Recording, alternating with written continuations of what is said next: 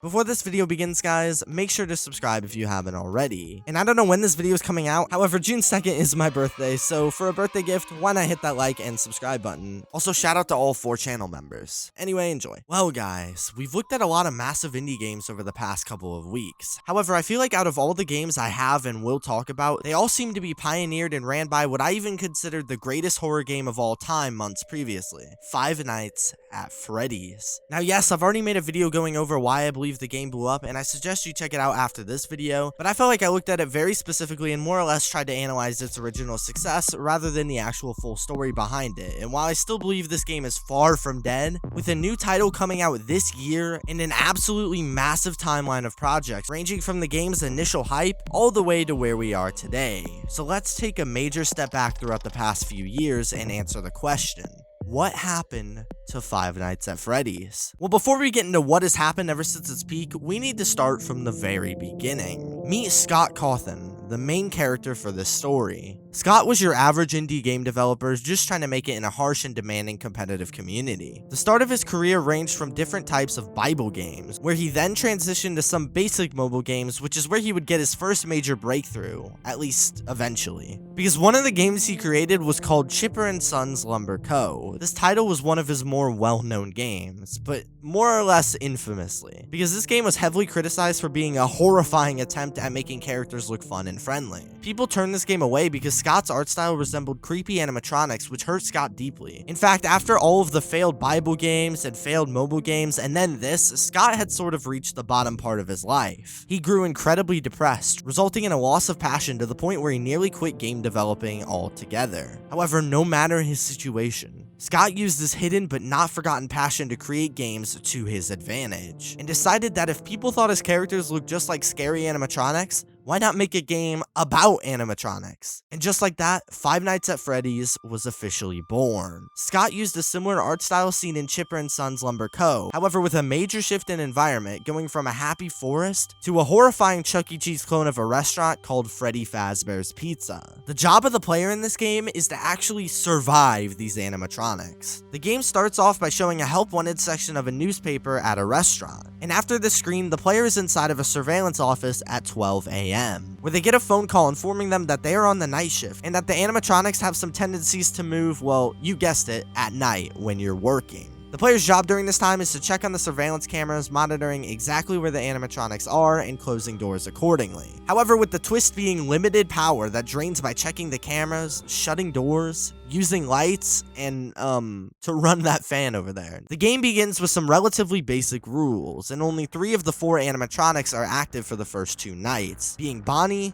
Chica, and Foxy. Bonnie comes from the left, Chica comes from the right, and Foxy slowly gets more aggressive the less he's checked up on, until he randomly runs down the office, either scaring the player or taking some of their power. By night number 3, however, is where the game shows off the scariest aspect, but also its most well done one: Freddy. Up to this point, Freddy just sat there doing nothing. However, after night 3, a whole new loop is given to the player. And with Freddy, while he will show up on the cameras, that actually won't help you in the long run. Because while we already have Foxy who attacks when your camera is down, Freddy attacks when the camera goes up. We can sit here and talk about it externally and think it was a relatively basic and obvious feature to add. However, what FNAF is most famous for is the idea of making a horror game genuinely difficult and adding a suspenseful sense of control to the player, allowing them to not only experience scares, but also have them choose their fate with every single move by letting them choose whether to play safe with the doors closed or be more conservative with power and risk the doors being left open. All these elements meant the player then had to develop skills through trial and error. Nobody was actually told how Freddy worked, or really any of the animatronics for that matter. And the player only learned by playing the game,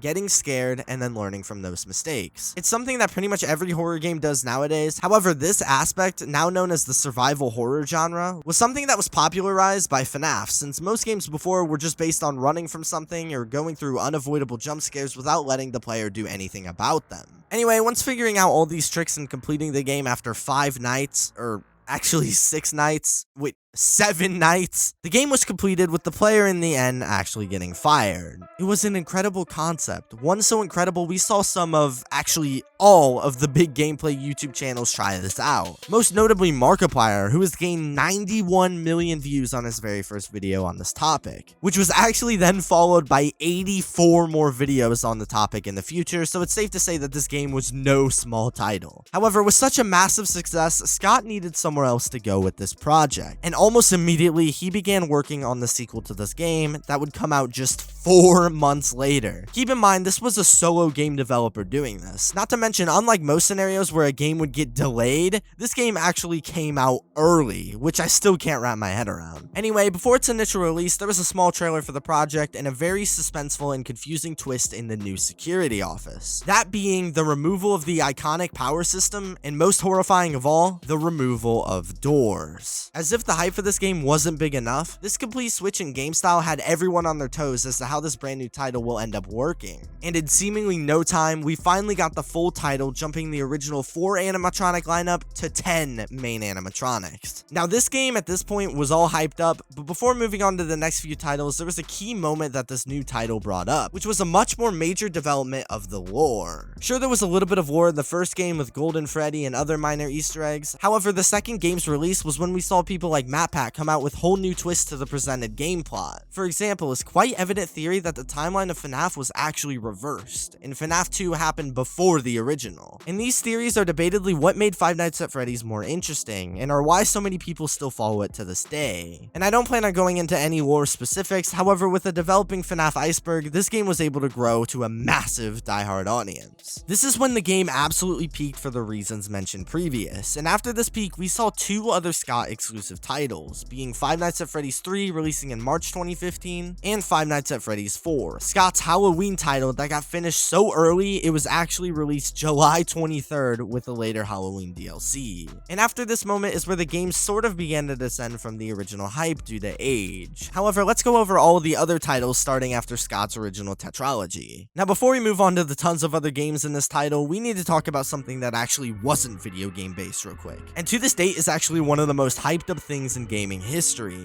that being the Five Nights at Freddy's movie. This movie was announced in 2015 and was to be produced by Warner Bros. Pictures. Throughout this time, the movie has been passed on time and time again with a few leaked props from the studio. However, for a while, we had very minimal updates on the title, besides when Scott actually ended up scrapping the original script and some minor inaccurate projections on the release. But anyway, back into the main timeline. So let's look at what we had so far for the title. 4 absolutely horrifying, scary games. However, where was Scott gonna go after this? Well, let's just say that he had a rather silly answer. On January 21st, 2016, Scott made the very first spin-off to the FNAF series known as FNAF World, a simple RPG that featured all of the animatronics from each of the games. This game was by far the most happy and positive, but also wasn't really what people were looking for in the next FNAF game. However, Scott made sure to have a massive project in his back pocket known as Five Nights at Freddy's Sister Location. This game undeniably was by far the best produced game of the time. It included multiple voices, areas, and gameplay styles ranging from the dark audio-based games all the way back into an incredibly difficult remastered version of the classic gameplay seen from the past 4 titles. Fast forward all the way to 2017.